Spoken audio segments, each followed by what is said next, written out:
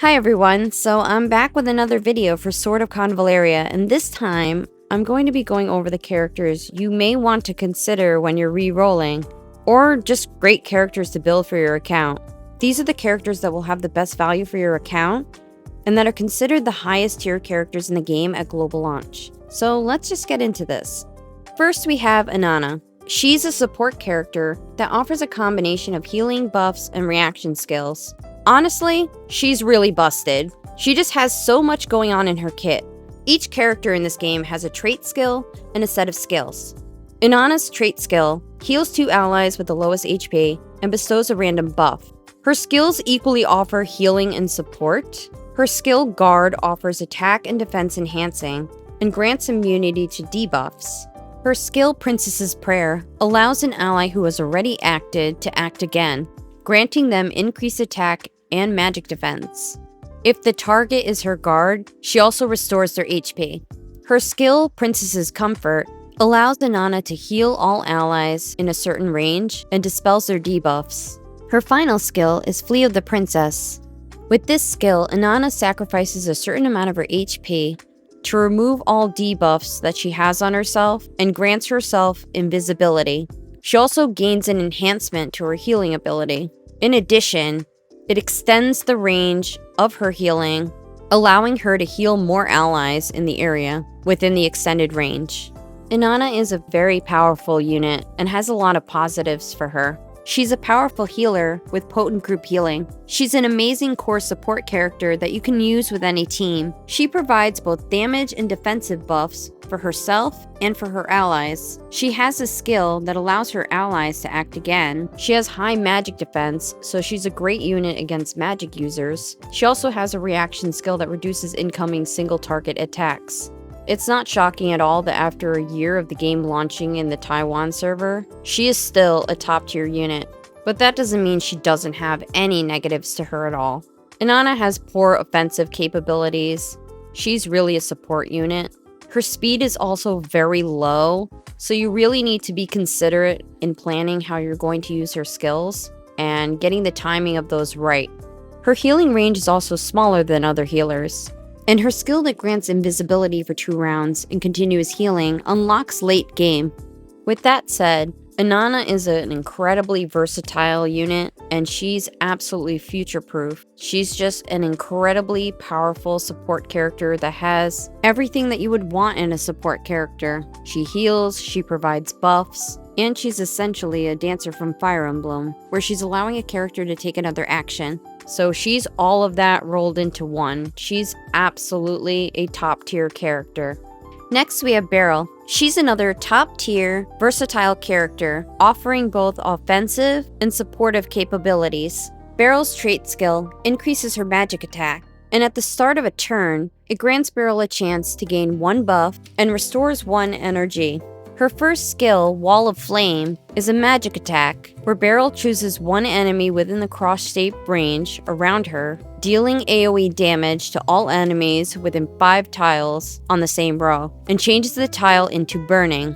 Beryl's second skill, Boom, is also a magic attack. With this skill, Beryl cannot move before performing the skill. She randomly attacks enemies within 2 tiles 5 times. Every hit deals fire and AoE damage to all enemies within 1 tile of the target, with a chance to inflict Scorch. Her third skill is Just Searching. This is a supportive skill. This grants Beryl 1 random Luxite skill, which remains available for 2 rounds. Her last skill is Try This. This is a healing skill. Beryl heals other allies within 3 tiles around her, restoring their HP and NRG. Beryl is a top-tier DPS character with a lot of benefits. She's a powerful magic attack damage dealer. She dominates early game and is incredibly helpful in late game. She provides a lot of AoE damage, and her attacks do multiple hits, so it gives you more chances to crit the enemy. So she deals a lot of damage. She also has strong debuffs like Scorch and Burning, which provides additional damage passively through the debuffs. She also has supportive skills that heal allies' HP and restores their NRG. Beryl offers a lot offensively. She also has supportive skills that can help you keep your allies alive and continue to do damage and use skills. Beryl does, however, have weaknesses. She's very poor defensively. She is going to require babysitting and careful consideration of where you're placing her. She's very susceptible to long-range attacks and is countered by enemy watcher units. She also lacks mobility because some of her skills don't allow her to move before using the skill. So you'll have to be careful with the placement of her on the map, and she will need protection from a frontline tank. Beryl is not only an extremely powerful DPS, she's also a good debuffer and support as well. She's an incredibly versatile unit that can fulfill a number of roles on your team, as a damage dealer, as a debuffer, and as a healer or support.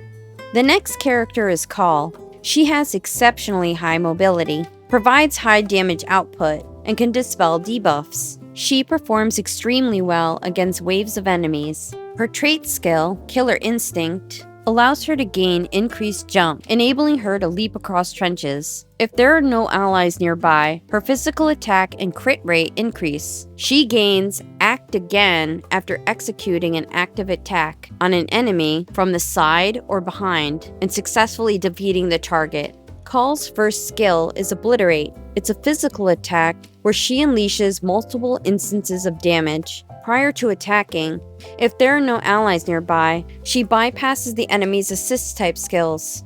After vanquishing a target, she gains the ability to dodge a single enemy attack once. Her second skill is called Hidden Thorn. When she performs a back attack and deals damage, she ignores enemies' assist-type skills.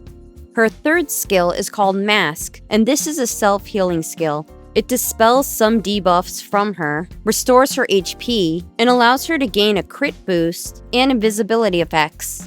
Her final skill is a passive called Omen of Death. When a character on the field is defeated, Call's crit rate increases, and she gains Feverish Beast. When she personally defeats an enemy, she recovers NRG. Call is a powerful, top-tier, physical DPS who dominates early game, but is still good late game. She has exceptional mobility with jumping capabilities that allow her to traverse the terrain easily and effectively. She's really great against waves of enemies because she has skills like Act Again, and she can self-sustain. She has a self-heal, a self-dispel, recovers energy, and applies self-crit buffs. She also has high evasion and invisibility. She performs very well on her own because of her sustained capabilities.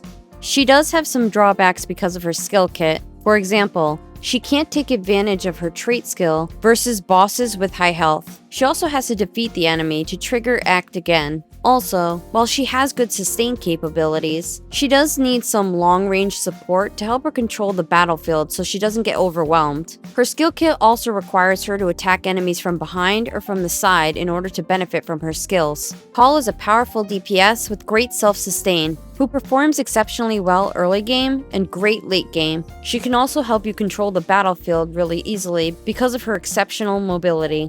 Gloria is another top-tier support character, but she also has offensive and defensive capabilities. Gloria's trait skill, Flag of Justice, enhances her attack. At the beginning of battle, she automatically unleashes Spear Technique, granting increased move to nearby allies. She gains a flag waving buff for herself, enhancing the attack and defense of surrounding allies. Gloria's first skill is called Fair Duel. This is a single target physical damage attack. Before the strike, she dispels all debuffs on herself and all buffs on the target. Her second skill is a support skill called Spear Technique. Gloria grants all allies within a certain range a boost in attack and damage reduction, and restores NRG. If there is no aura on Gloria from flag waving, this skill changes to Sword Technique. Gloria's third skill is Vow of Justice. This is an aura skill. It enhances the attack and defense attributes of all allied factions within the Knight Alliance. Before initiating an attack, damage dealt is increased. Meanwhile, damage received from strikebacks is reduced. Her fourth skill, Lance of Longinus, is a physical attack. Gloria deals AoE damage to all enemies within a certain range of the targeted empty tile, and summons a flag at the cost of aura. If there is no waving aura on Gloria, this skill changes to Spear Technique. Gloria is a top-tier unit in just so many ways. She's really great for crowd control because of her AoE damage techniques. She also has a knockback skill and can detonate explosive barrels remotely. Supportively, she offers damage reduction and attack negation for allies. She also boosts allies' attack, defense, and movement. Gloria does have some negatives. She doesn't have any type of self-healing, so she'll struggle with self-sustain. She will need to have a healer there for support so that she can frontline and tank attacks. She also has low magic defense, so she can be susceptible to magic attacks. Gloria is an excellent all-around unit. She offers so much in the way of supportive techniques, defensive techniques, and offensive skills. She can function as a frontline tank while providing buffs to her allies and contributing offensively with damage. She's the perfect support, tank, and offensive character. All 4 of the characters I've gone over in this video are top-tier characters. They're still top-tier a year later in the Taiwan server. So this set of characters has a lot of longevity and will offer you a great start for your account by getting any of these characters. Even if you're choosing not to reroll, these characters are great to invest your resources in because they'll provide a really strong basis for your account and you'll be able to use them for a long time. Thank you so much for watching. Don't forget to subscribe, and I'll see you soon. Bye.